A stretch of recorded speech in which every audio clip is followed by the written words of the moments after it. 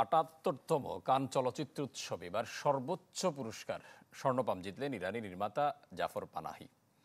থ্রিলারধর্মী চলচ্চিত্র ইট was just an অ্যাক্সিডেন্টের জন্য এই সম্মাননা পেয়েছেন তিনি। এছাড়াও স্বল্প দৈর্ঘ্য চলচ্চিত্র শাখার বিশেষ মেনশন বিভাগে পুরস্কৃত হয়েছে বাংলাদেশের ছবি আলী।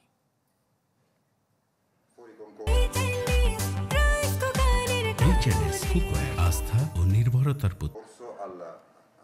রাষ্ট্রবিরোধী কর্মকাণ্ড ও মুক্তমনা চিন্তাভাবনা ১৫ বছর কাটান গৃহবন্দী অবস্থায়।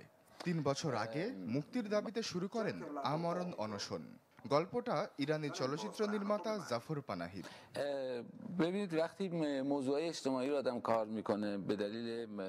যাকে ঘিরে শনিবার শোরগোল ছিল প্যারিসের লুইস লুমিয়ার অডিটোরিয়ামে।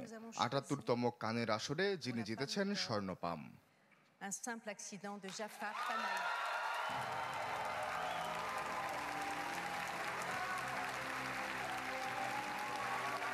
কারারক্ষীর হাতে নির্যাতনের শিকার এক কয়েদি ও বের হয়ে তার প্রতিশোধ ঘিরে চিত্রনাট্য তৈরি করা it was just an accident thriller ধাঁচের এই চলচ্চিত্রের জন্যই পুরস্কার জিতেছেন জাফর পানাহি।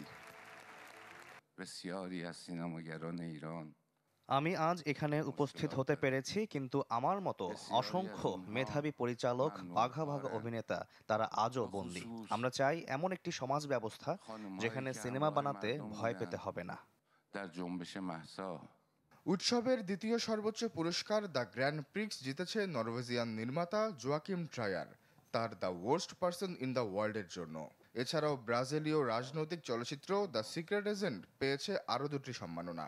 এদিকে কানের এবারের উৎসবে প্রথমবার স্বল্প দৈর্ঘ্য চলচ্চিত্র শাখায় বিশেষ মেনশন বিভাগে পুরস্কৃত হয়েছে বাংলাদেশের ছবি আলী।